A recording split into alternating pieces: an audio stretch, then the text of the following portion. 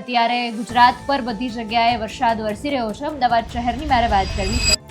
વહેલી સવારથી ધોધમાર વરસાદથી જનજીવન અત્યારે ખોરવાયું છે, અસ્તવ્યસ્ત બની ગયું છે। માત્ર 3 કલાકની અંદર 6 ઇંચથી વધારે વરસાદ અમદાવાદ શહેરમાં ખાબકી ગયો છે। માર્ગો પાણીમાં ગરકાવ થઈ ગયા છે, રસ્તા નદીમાં ફેરવાઈ ગયા છે અને બધા જ દ્રશ્યો સામે આવ્યા છે।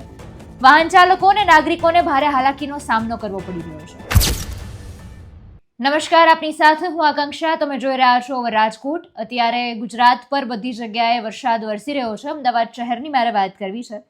વહેલી સવારથી ધોધમાર વરસાદથી જનજીવન અત્યારે ખોરવાયું છે, અસ્તવ્યસ્ત બની ગયું છે। માત્ર 3 કલાકની અંદર 6 ઇંચથી વધારે વરસાદ અમદાવાદ શહેરમાં ખાબકી ગયો છે। માર્ગો પાણીમાં ગરકાવ થઈ ગયા છે, રસ્તા નદીમાં ફેરવાઈ ગયા છે અને બધા જ દ્રશ્યો સામે આવ્યા છે। વાહન ચાલકો અને નાગરિકોને ભારે હાલાકીનો સામનો કરવો પડી રહ્યો છે। મીઠાખડીના અંડરપાસ એમટીએસની બસ પણ પાણીમાં ગરકાવ થઈ ગઈ હતી। ભારે વરસાદને પગલે અત્યાર સુધીમાં શહેરમાં 10 વૃક્ષો ધરાશાયી થઈ ગયા છે।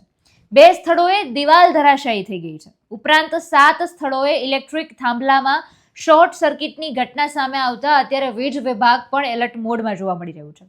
વરસાદી પાણી ભરાઈ જતા કુલ 9 અંડરપાસ વાહન વ્યવહાર માટે બંધ કરવામાં આવ્યા છે। મીઠાખડી અંડરપાસમાં પાણી ભરાતા વાહન વ્યવહાર સંપૂર્ણપણે બંધ છે।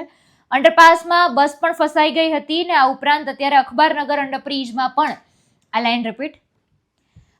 અખબારનગર અંડરબ્રિજમાં પણ પાણી ભરાઈ ગયા છે। વાહન વ્યવહાર ત્યાં પણ અત્યારે બંધ થઈ ગયો છે।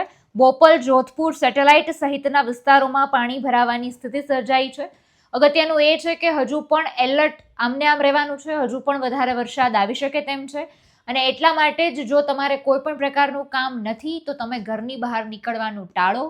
જે વૃદ્ધો છે, વડીલો છે, નાના બાળકો છે એમનું તો ખાસ ધ્યાન રાખો અને કોઈ કામ અર્થે તમે જો બહાર નીકળો છો તો તેમાં પણ પાણીવાળી બાબતમાં ખાસ ધ્યાન રાખવું ખૂબ જરૂરી બની જાય છે। નમસ્કાર।